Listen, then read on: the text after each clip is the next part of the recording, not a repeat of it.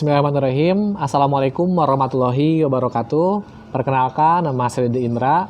Pada kesempatan kali ini, saya akan berbagi informasi kepada teman-teman semuanya tentang jurusan psikologi.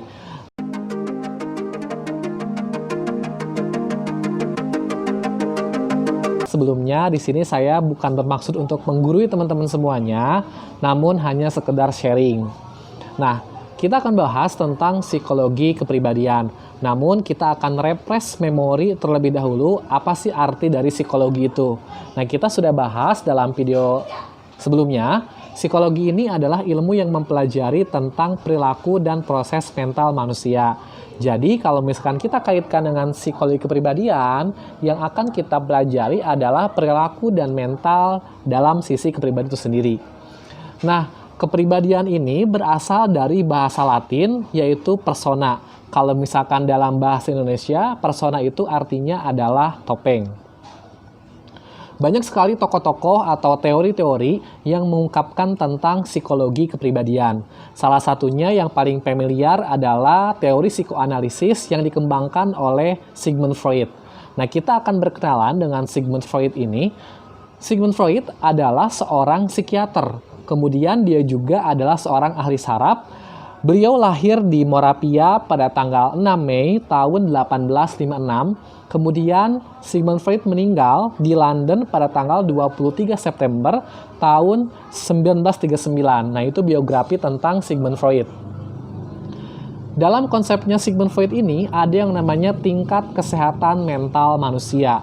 Ada beberapa bagian, ada alam sadar, kemudian alam bawah sadar, lalu ada alam tidak sadar. Nah, kita akan bahas satu persatu. Yang pertama adalah alam sadar. Nah, alam sadar ini di psikologi disebutnya yaitu conscious. Berisi tentang pikiran, kemudian berisi tentang persepsi, lalu berisi ingatan dan juga perasaan. Nah, kita akan contohkan tentang alam sadar ini, contohnya perasaan ya.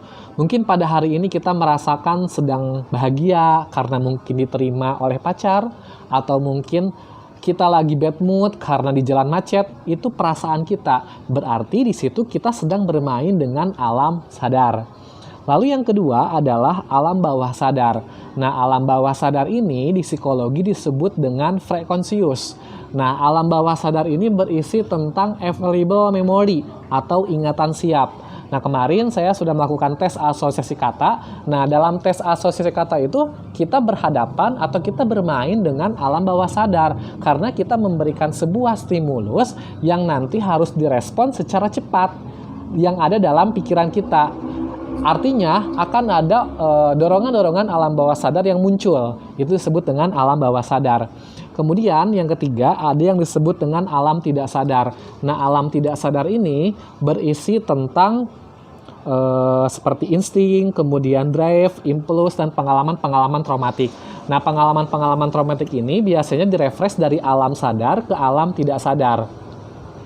Kemudian dalam konsepnya Sigmund Freud ini ada yang namanya struktur kepribadian atau konsep wilayah pikiran. Nah, ada tiga, ada id, kemudian ada ego, dan ada superego. Nah, kita akan bahas apa sih sebenarnya id, ego, dan superego itu. Yang pertama, id. Id ini konsepnya atau prinsipnya adalah pleasure, artinya kesenangan. Biasanya dalam id berisi dua dorongan yang sangat kuat, yaitu ada dorongan seksualitas dan dorongan agresivitas. Nah, dorongan seksualitas ini misalkan contohnya kita ingin berhubungan seksual dengan orang, atau misalkan kita makan yang menimbulkan kita rasa kenyang sehingga kita bahagia, itu adalah dorongan-dorongan seksualitas. Kemudian ada dorongan agresivitas atau agresi. Dorongan agresi ini berisi tentang contohnya kita melawan atau misalkan menyakiti diri sendiri atau bisa jadi menyakiti orang lain. Itu disebut dengan agresi. Kemudian yang kedua ada yang namanya ego. Nah, ego ini adalah prinsipnya realita. Artinya si ego ini adalah si pelaksana kepribadian tersebut. Nah, kemudian yang ketiga ada superego. Kalau superego ini berisi tentang idealistik karena kan prinsipnya idealistik yang berisi tentang norma, kemudian berisi tentang nilai, Atau mungkin bisa jadi agama yang sifatnya menghukum, itu yang disebut dengan superego. Nah, kita akan contohkan apa sih id, ego, dan superego itu. Misalkan seperti ini. Ada dorongan id, kita ingin melakukan hubungan seksualitas dengan orang lain, misalkan dengan wanita X, tapi wanita tersebut sudah memiliki suami. Itu dorongan seksualitasnya. Kemudian ada lagi yang disebut superego. Nah, misalkan si superego ini menghukum, atau misalkan yang melihat dari sisi nilainya. Nah, kata superego, oh gak boleh seperti itu, dia sudah memiliki suami, makanya tidak boleh, itu melanggar aturan, melanggar agama. Nah, jadi akan ada pertarungan yang sangat luar biasa. Dorongan id dari bawah ingin melakukan hubungan seksualitas, tapi ada lagi tekanan dari atas, dari superego yang memang dia sifatnya itu menghukum atau melihat dari sebuah aturan atau nilai atau moral. Makanya manusia itu akan mengalami yang namanya kecemasan, bisa jadi anxiety. Nah, ketika manusia cemas akan melakukan yang namanya defense mechanism. Nah, defense mechanism ini adalah mekanisme pertahanan diri manusia untuk melawan atau meminimalisir si kecemasan tersebut. Banyak sekali defense mechanism dalam psikologi seperti proyeksi, sublimasi, denial, dan lain-lain. Mungkin kita akan bahas di video selanjutnya. Kemudian, dalam konsepnya Sigmund Freud ini ada yang namanya insting. Dalam Sigmund Freud ada dua insting, ada insting hidup yang disebut dengan eros, kemudian ada insting mati yang disebut dengan thanatos. Nah, insting hidup ini atau eros ini berisi tentang survival, kemudian berisi tentang reproduksi. Nah, kalau misalkan si insting mati, ini yang sifatnya destruktif atau menghancurkan. Contohnya kita sedang berkendaraan, sedang naik motor, tapi kita ngebut. Nah, kita itu sedang bermain dengan insting mati, seperti itu. Lalu yang keempat, ada yang namanya perkembangan psikoseksual dalam Sigmund Freud. Ada beberapa fase. Pertama ada fase oral, kemudian fase anal, fase falik, fase laten, dan fase genital.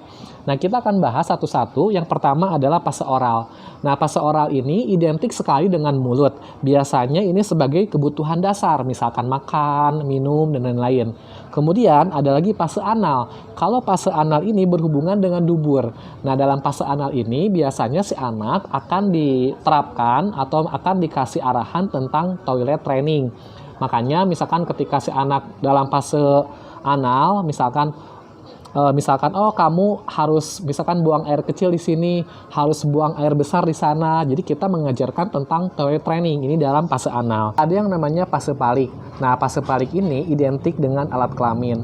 Dalam fase falik biasanya ada yang namanya Oedipus complex dan juga Elektra complex. Nah, kita akan bahas apa sih kedua hal tersebut. Pertama ada yang namanya Oedipus complex.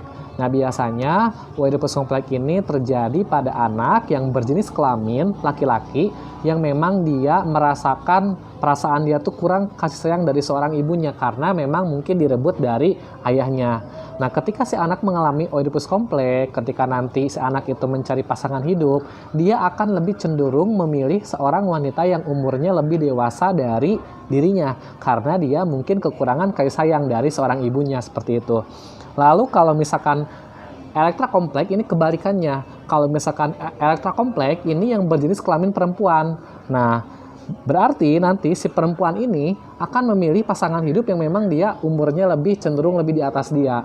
Itu yang disebut dengan Oedipus kompleks dan Elektra kompleks. Lalu ada fase laten. Nah, fase laten ini si anak akan mengembangkan sublimasi yang akan mengganti libido ke non-seksual. Lalu yang terakhir ada fase genital. Nah, itu adalah fase-fase yang ada dalam perkembangan psikoseksual Sigmund Freud. Kemudian dalam Sigmund Freud ini ada yang namanya psikoterapi. Banyak sekali psikoterapinya, namun yang paling familiar adalah psikoterapi asosiasi bebas dan juga psikoterapi analisa mimpi. Nah, mungkin nanti saya akan bahas arti dari atau penjelasan tentang asosiasi bebas dan juga tentang analisa mimpi di video-video selanjutnya.